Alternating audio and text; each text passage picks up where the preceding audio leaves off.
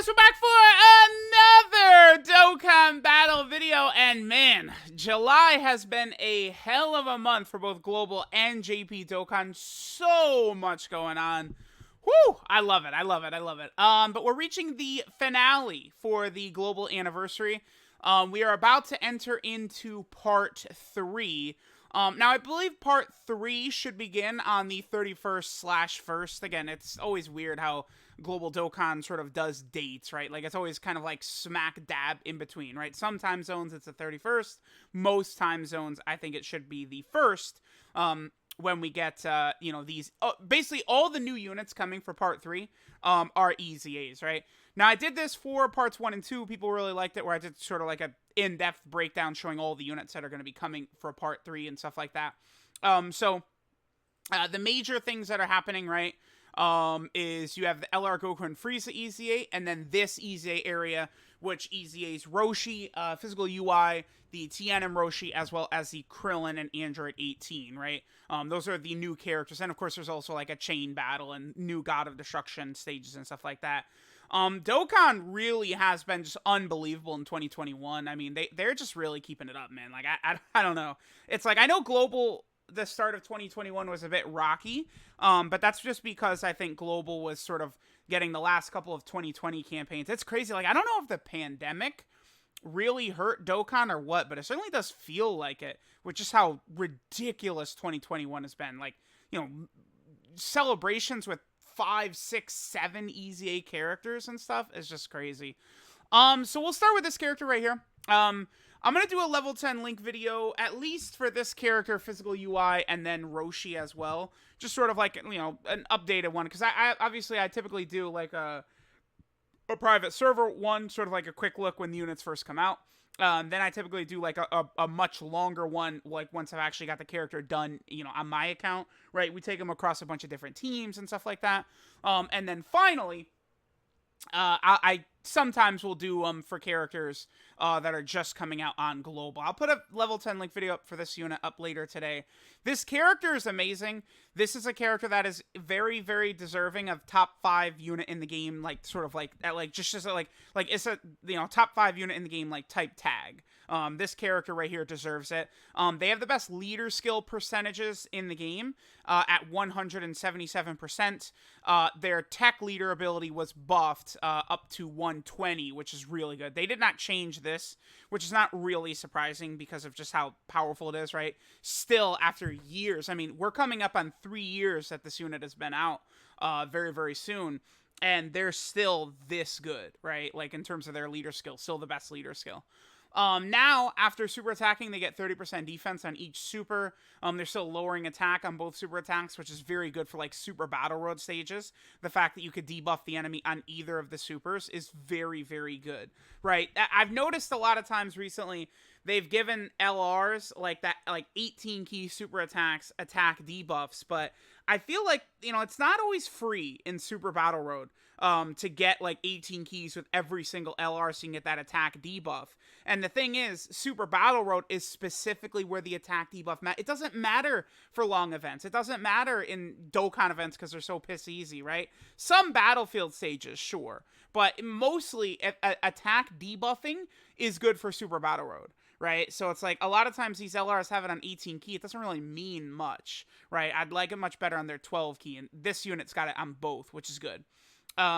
So one of the main differences now is that they're getting extra defense on their 18 key, which is huge, by the way. Like that along with the super attack effects means this unit is going to be rocking, 300k plus defense quite often, right? They also made it to where this attack buff, previously you just had to have the enemy with the attack down status, right? Now they could be attack down, defensive down, stunned, or sealed. This is massive in particular, this right here, because they have solid support, right? Which makes it to just by having that active, you're lowering enemy defense. Unlike attack debuffing, which, most major bosses in the game are immune to having their attack lowered. a lot of them are susceptible to having their defense lowered, right? I was looking, several of the most recent Infinite Dragon Ball History stages are even immune to that. So, definitely keep in mind that while, we could take this unit into like Dokkan events and you could shoot out like 10 million attack sets turn one, against the most difficult bosses, they are not doing 10 million attack sets every single turn, right? They'll probably be more so in like the 5 or 6 million range, I would imagine. Well, I mean, it could be higher depending upon the supports and stuff like that. And the other major thing they did, which I think is very, like, underrated, is this. They get 1 key at the start of every turn up to a max of 7. Now, this is still valuable, right? Even in, like, Super Battle Road, where, you'll only get 1 turn, maybe 2 with them on rotation anyway. But it's still just a little extra key is very helpful. But this is mainly an ability for them for long events to remain relevant. This character defensively is going to be a juggernaut after they attack, after the 18 key super attack specifically. So if you're going up against Dragon Fist Super Saiyan 4 Goku, by the time you get there, this is going to be either fully built up or nearly built up. And with their great link set, turn a power over in a flash, shocking speed, and then potentially 7 key right here, once you get to the end of difficult events, 18 key supers are free with this unit, which is really good. So it is a shame. Like in LR Gohan, I will still definitely defend him.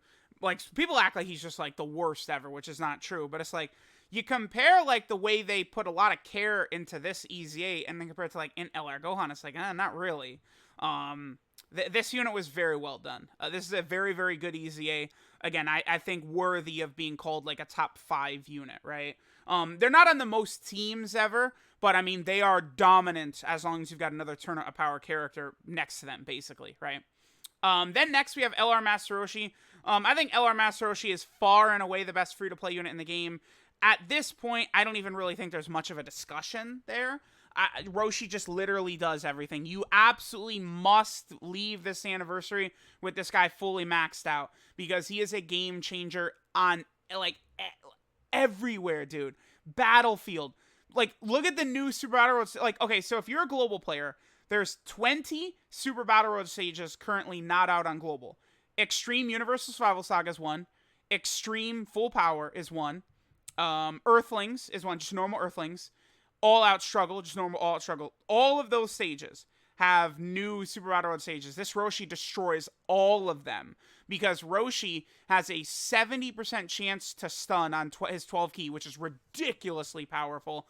And then he guaranteed seals on his 18 key. He's got good defense. He dodges. He's a support type unit for every Krillin, Yamcha, Grandpa Gohan, Goku, Roshi in the game.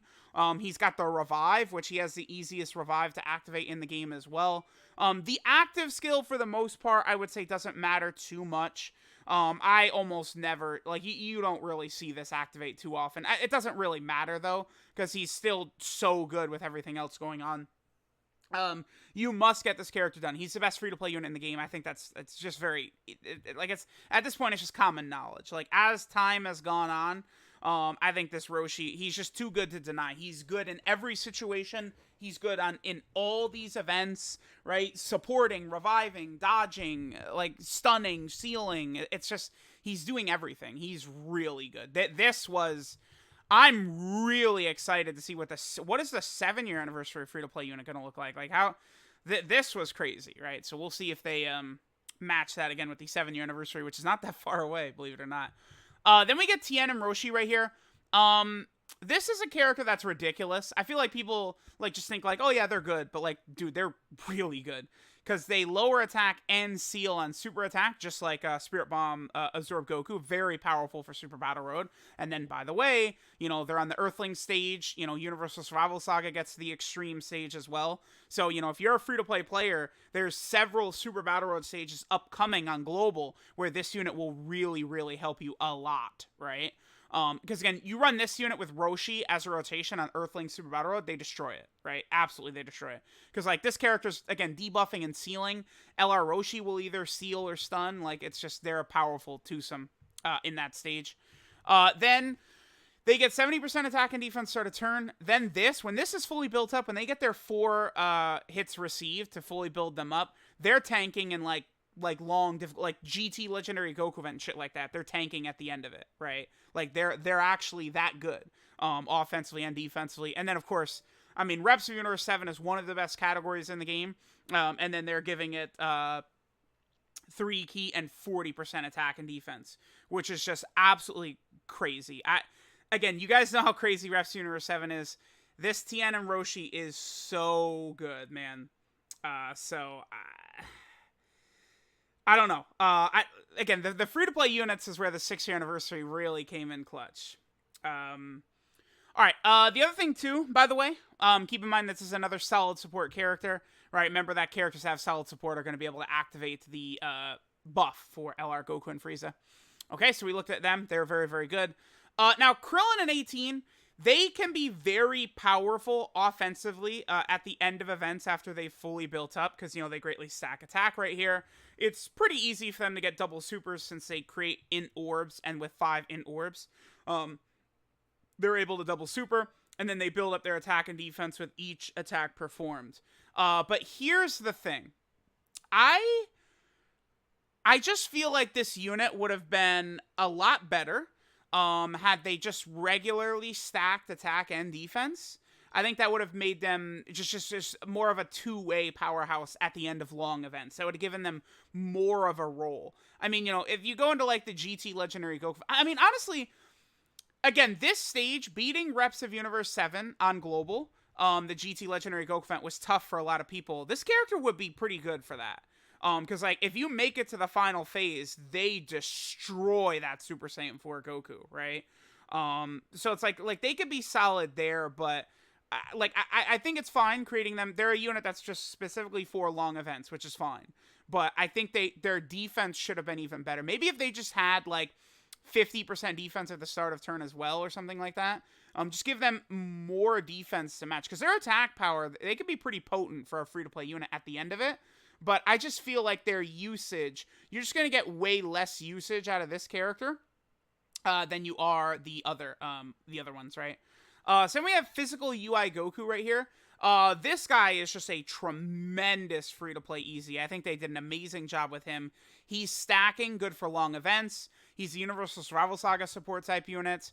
You know, he gets 120% attack and defense, which is fine. Then he's got a 50% chance of dodging, which means he's good everywhere. He's good for Super Battle Road stages with his dodges, and he's good for long events with his stacks. So, like, this physical Ui Goku is just a great unit, right? He's got a good link set. He's really good with LR Evolution Blue Vegeta. He's really good with Mastered LR Ui Goku. All of these units. This guy is great. This is one of the better free-to-play units in the game right here. I really, really like what they did with this guy. So, there is all of the global units coming for Part 3. All easy A's and all very, very powerful. Again, the 6-year anniversary, I would probably say is still the best celebration in Dokkan history for both Global and JP. I feel that way. I just think like the way they handled all of the characters and everything was absolutely exquisite, right? So let me know what you guys think of the 6th anniversary part 3. Let me know which one of these 5 characters is your favorite. I imagine most people would say LR Master Roshi because they give you, like, the thing is too, if we're comparing LR Roshi, right, like he's the best free-to-play unit in the game. Other characters we would compare Roshi directly to, right, as, you know, like the best free-to-play unit in the game, or one of them. The characters we would compare him to are Great Saiyaman 1 and 2, Prime Battle Frieza, B-Pan, Prime Battle Goku. Am I missing someone? Honestly, I feel like the Shadow Dragon Army secretly is in there as well. They really are. They're really that good. I think so. Oh, Tao. Tao is crazy. Tao is actually really crazy, dude. But, like, compare... Okay. Great Saiyaman 1 and 2. They're so annoying to get, especially if you're a new player. You have to grind up, like, 1,000,000 of these old Hero and Villain Extermination event units, right? Not only do you have to, like, you have to go through hell just to get the Awakening medals to awaken a lot of these guys, just a TUR. Then you have to go through their EZA area, and then you can go through the Great Saiyaman EZA area, right? So it's like, it's a huge long ordeal to get them EZA'd, right? Prime Battle Frieza. You legitimately have to grind up, like, half of the game in order to get Frieza EZA'd, right? Because you have to have these characters all completed in order to do this EZA. But that includes this Goku right here, right? Who you had to get all of these characters done in his EZA. So there's so many characters, like, because like each of these characters, like, you have to go through EZA areas. You have to have like a full team ready to beat their EZA areas, to then EZA them, to then EZA this Goku, so you could then EZA Frieza, right? It's like a huge long process. You know, like, we just keep going, right? Like B Pan. Hers isn't as bad because a lot of these are like these are some easier free to play units to grind up, like the Candy Vegito, the Gotenks and Ghosts, and the April Fool's Day units. These guys aren't nearly as bad as like the Prime Battle Frieza and Goku and stuff like that. We talked about how hard Goku is to get up. Shadow Dragon Army, like, they're super, like, Battlefield, it's ridiculously hard for a lot of players to beat now with Omega as the new boss. Plus, it takes like a year to rainbow them, right? And then Tao, you have to go through hell, known as the World Tournament, the worst thing in Dokkan. But for Roshi, you literally just, it takes like an hour. I don't know, 2 hours, 3 hours. Like, you know, if you're gonna like do him the proper way, where you farm up 3 copies, 2 at SA10 and 1 at SA5 to free to play, you know, get him to SA25. Sure, you know, that'll take a bit longer, but it's like incomparable how easy it is to get LR Roshi compared to all the other units he's competing at. These other free to play EZA LRs, Roshi is 100 times easier to get than all of them. So, I mean, I think Roshi, even without that, I think Roshi is better than all of them. But then when you add that to it too, like the craziness that you have to do in order to get all those other LRs, but this guy, you're just like logging in and getting it very, very easy. So I think that's really good. So let me know what you guys think of the part 3 of the 6th anniversary, all the units in it.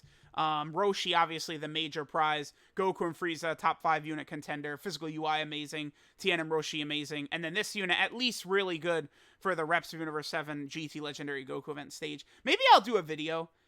I might do a video on them, just taking them into that stage. That could be a good one to do. I don't know. Let me know what you guys think. Thanks for watching, and I'll catch you all next time.